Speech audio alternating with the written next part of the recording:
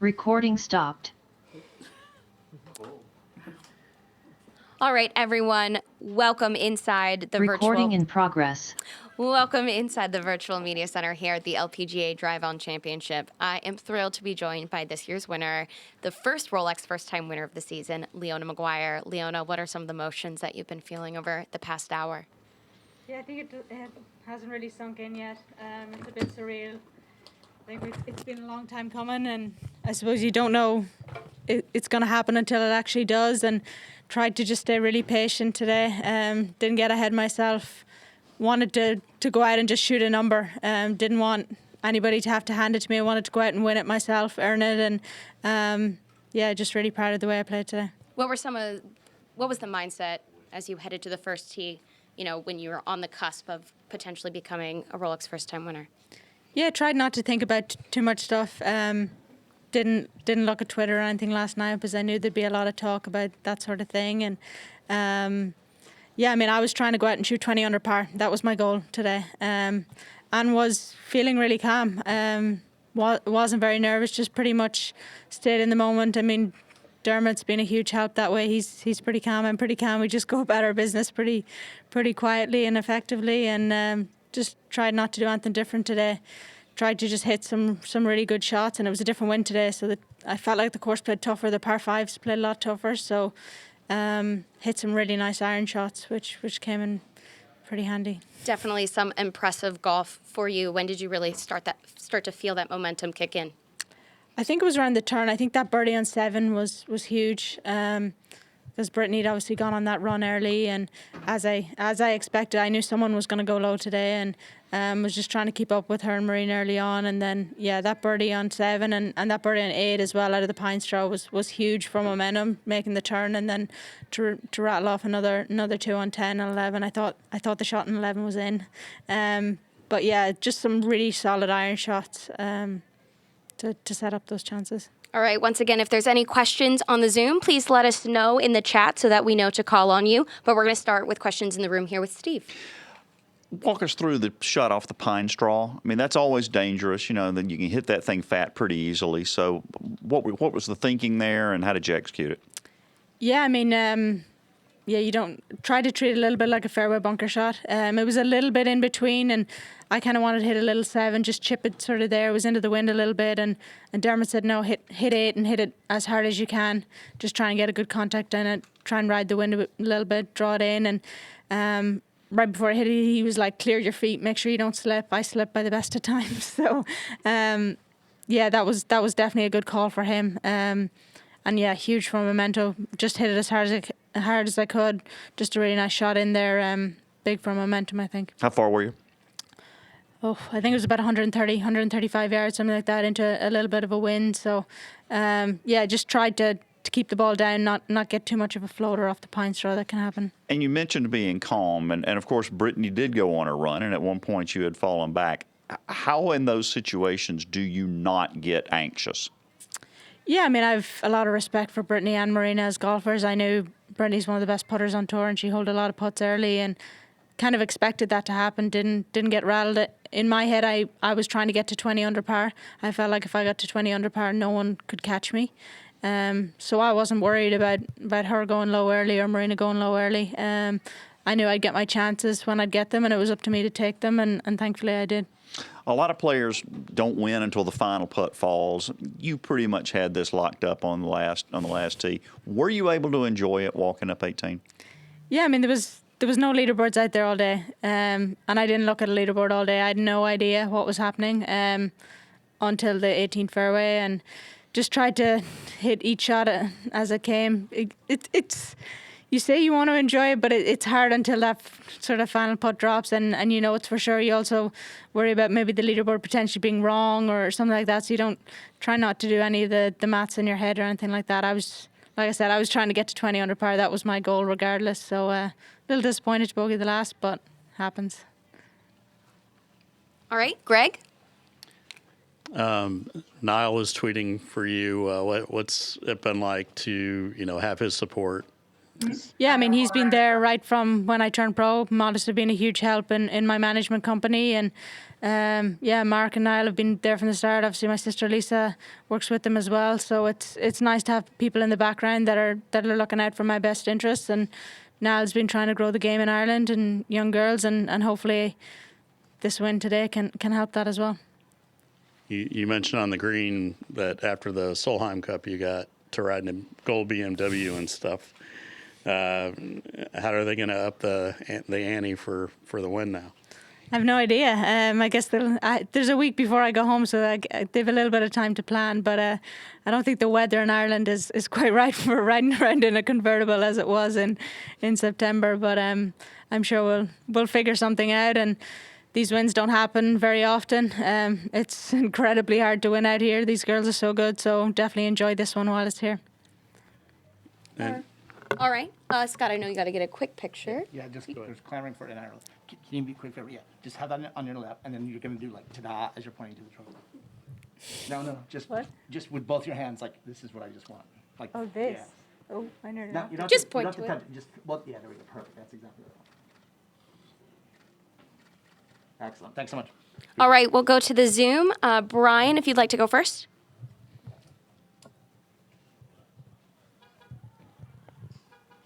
Yeah, thanks. Sorry, couldn't get the unmute. Congratulations, Leona. Thanks, Brian. I'm sure you can imagine there's great excitement at home. I'm just wondering, I know you were good when you were 10 years of age, winning Mars bars, hitting that ball across that road in Slieve Russell, but I'm just wondering, when did you first start to believe that you could win on the LPGA for sure? Was it when you came off the Symetra Tour, having won there twice, and the improvements you've made in the last couple of years, or did you always sort of believe that you'd eventually go on and win on the LPGA Tour? Yeah, I mean, I think I've worked my way up the levels every time. It's been quite a meticulous journey.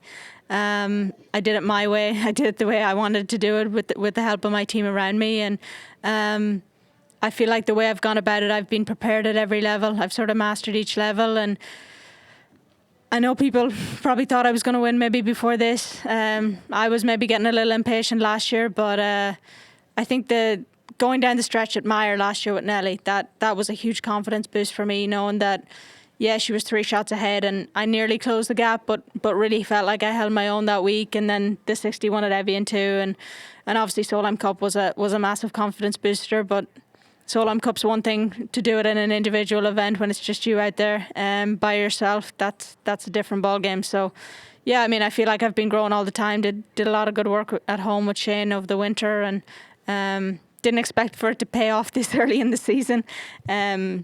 Struggled a little bit last week, wasn't entirely comfortable. Did a FaceTime with Shane on the range on Monday afternoon. He was actually going to pick up his girls, Neve and Cueva, from school, and he FaceTimed me from the car park sitting outside the school. So Shane's been there from day one. He's been a massive part of this journey, and it's those little things that you just need, that little feeling sometimes for things to click. Thanks. I don't want to take up too much time, but can you talk a little bit about the influence of Dermot Byrne coming on your bag last year, and what kind of difference that has made to your game? And obviously you have high expectations yourself, and at home we're always got high expectations. People will start talking about majors now. And you've shot a 61 in a major. I'll enjoy this one first before we have to worry about any majors. But yeah, I mean, Dermot's been a massive help to me. I feel like Vegas was a turning point for me in last year. Felt like I really let that one slip, and that phone call to Dermot really sort of changed around the entire season. And I mean, he's been a part of a lot of big events, some big wins, obviously with Shane, and he's had a great career as a caddie. He didn't have to take my call even. He took a big gamble coming out here on the LPGA, never having done it before, and I guess saw something in me, felt like he could make a difference. And yeah, I mean, I'm going to be forever grateful for him, and it's nice to have a fellow Irish person out here on the bag as well. I feel like we get each other's sense of humour. We're both pretty calm in demeanour.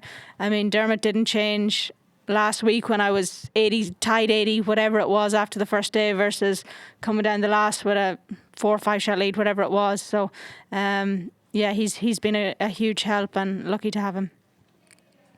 Thanks, Leona. Well done. Thank you. Thank you, Brian. Alex, if you'd like to unmute.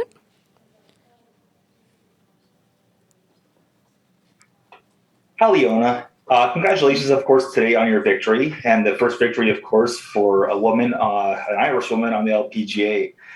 So my question is, for observers that have watched you develop from the beginnings, from County Cavan, Ireland, to playing at the University of Duke, to the Solheim Cup. This sort of ties into the last question, but what do you attribute your success to? Yeah, I mean, a lot of hard work. It hasn't been easy. A lot goes on behind the scenes that people maybe don't realize. It's been a long journey. Yes, I've done a lot of great things. I won a lot in college and in amateur golf and all of that, but there's no guarantees. I put in a lot of hard work over this off season. I felt like my game was close, but was just missing something. And you just need things to click together. Sort of hold those right putts at the right time, hit those right shots, and it's golf. It's one of the most maddening games, but one of the most rewarding at the same time. And then just to follow up, we sort of touched on this a couple questions ago, but what was your thought process going, say, from 15 on, as you saw some of or maybe you had a sense that some of the competitors that were chasing you were sort of slipping back. What was your thought process? Did you change did you stay with, what the plan was the whole way around, or did anything change basically is what I'm asking. Yeah, no, I didn't worry about what anybody else was doing today. Like I said, the goal was to get to 20, and I was just trying to make as many birdies as I could. I didn't want to assume that Brittany and Marina were the closest to me. I was kind of assuming maybe Lexi ahead, or Paddy or Stacey or someone like that was going 7, 8, 9 under par. And I didn't want to get to 18 and get a shock thinking I had a couple of shot cushions. So no, I was very much just sticking to my own game plan. The course played a lot different today with the wind was basically opposite. So par fives weren't reachable. So took advantage of some of the other holes instead today. I took advantage of a lot of par fives early in the week, last couple of days, but it was sort of different, relied on sort of different strength today. And now just one last one real fast. You have a little bit of time off now between this event and the next one. What are your plans for that time off, and are you going to be going over to Asia to play? Yeah, I mean, we're still only in February. We're a few days into February, so we've a lot of work still to do in the rest of the season. More of the same. I mean, we still have a few things to work on. It's by no means perfect. I still feel like I could have played better golf, could have definitely held more putts. And I mean, just keep trying to improve all the time. Obviously, Jing Young and Lydia and Danielle weren't here this week. So, keep trying to raise my game and work my way up and try to put myself in this position as many more times as I can. It's a nice position to be in here on a Saturday, I guess, or normally Sunday evening. So do everything I can to try and make it back here again this year. Excellent. Thank you so much. And once again, congratulations. Thank you. All right. Thank you, Alex. We'll go to Paul Kelly on the Zoom. Hey, Leona, congratulations. Thanks, Paul. Leona, it's obviously you've got all the support at home. Everybody's interested in how you're doing. Everybody wants you to do so well. How do you manage not to get overwhelmed by it all? Yeah, I mean, I suppose people have always had expectations, and I feel like even at Christmas, people were, when are you going to win? When are you going to win? That was sort of on the tip of everybody's tongue. Last year was a great season, but there was no win, so it almost felt like it had an asterisk beside it. And I knew I wasn't far away. I suppose relying on. I've always kept my circle small. That's been it from day one. Mom, Dad, Shane, Lisa, my physio, nutritionist, the staff at the Institute of Sport back home. But yeah, just relying on the people that I trust, I think, has been massive. Sticking to my guns, knowing that what I was doing was working. It just needed a little bit more time. And yeah, obviously delighted for people to be able to enjoy the win today, but at the same time, I'm the one hitting the shots. I'm the one putting in those long hours. I'm the one that's there at the range until dark, up first thing. Nobody sort of sees that grind that goes in behind it. So ultimately today, I didn't really care about the outcome. It was so long as I knew I gave it my best shot, there was ultimately nothing I could do. If it was this week, hopefully it was this week. If not, down the line again. So, just a quick follow-up. So the idea of being the Irish history maker isn't something that you try and put that out of your head altogether. That's your focus is on what's in front of you. Yeah, I mean, obviously it's a fortunate position to be in. I suppose it was more than likely going to be me or Stephanie. We played together on Tuesday. We played a birdie game on Tuesday and she beat me.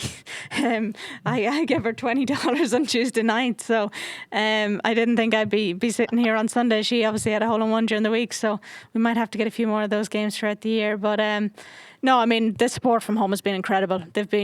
Everybody's been rallying behind me, and that's something that I'll be truly grateful. Always, it's an honour to represent Ireland, no matter where you go, and to see people excited about women's golf and Irish golf is fantastic. And yeah, hopefully Seamus can do the double tomorrow. And thanks very much. All right, thank you, Paul. We'll come back inside the room here. You kind of alluded to it, but you almost took a different path to professional golf. How do you feel about that now? And I'm pretty sure I'm right where I need to be right now. I think, I mean, there's always shoulda, wouldas, couldas. You don't know how things would have worked out, but I'm glad I did what I did, and it's led to this trophy sitting here beside me, and gonna stick to my guns and keep doing what I'm doing. Leona, when you joined the Epson Tour in the summer of 2018, after your historic career at Duke, I think the expectations were she's going to win, and she's going to win multiple times immediately. It took a little bit of time until you won the 2019 Windsor Golf Classic, but when you did, among the emotions, it seemed like the air got let out of the balloon. And when you came out here, and that allowed you to play more free, earn a top 10 card, and come out here, and I think the same expectations followed. Is it the same kind of emotions that this one is off the back and I think the sky's the limit? Definitely relief is one of the big emotions right now. You're kind of wondering, is it going to happen? Is it going to happen? I felt like I played incredibly well in Hawaii last year, and Lydia just played better, and same at Meyer. Nelly just played better. Came up against some of the best players in the world, and I kind of felt today was a big opportunity, and I wanted to make the most of that. I didn't want to have any regrets, but at the same time, it's hard to win. I mean, the LPGA is probably as strong as it's ever been. You have to put some really solid rounds together, and I felt like I'd been putting 3 rounds together last year, and there was always one round that was a little bit iffy, and that was the game plan today, to try and go out on the attack, not to be defensive, not to try and protect the lead, to go out and try and win it, and not just win it by one, trying to get myself over the line by a few. And then for those of us who haven't been to Ireland, can you just take us through what it means to your hometown for you to step into the winner's circle? Is it Christmas Day all over again over there for them? Well, it's my mom's birthday tomorrow, so I guess this is a pretty good present for her. I'm not going to be home for it, but hopefully she'll get to celebrate this next week when I'm home. So that'll be special. And I mean, my hometown's been an incredible support of me. Obviously saw the scenes after the Solheim Cup. I don't think there'll be anything like that maybe again this time. But no, I mean, being from Ireland, being from a small town, lucky to have the support I have. And I think my Solheim Cup teammates were a little jealous of I got a reception that maybe they didn't quite get. But no, I mean, it's incredible to be the first Irish person, and to show that it is possible from a girl from a small little town in Ireland to be able to compete against the best players in the world and be able to win on the LPGA. All right, we're going to do one more wrap. If there are any other questions, please let me know in the Zoom chat. I see Lindy has a question. Lindy, if you'd like to unmute yourself. Hey, Leona, everyone at Duke is so happy for you, and congratulations from everyone here. Just one quick question is, how did Duke, Dan and John and everybody else kind of help you get to this point over your 4 years in Durham? Yeah, I mean, I've always said going to Duke was one of the best decisions I've ever made, as was staying there for my 4 years. I had an incredible 4 years and learned a lot from both Coach Brooks and John, and I think it was the trust and confidence they put in me.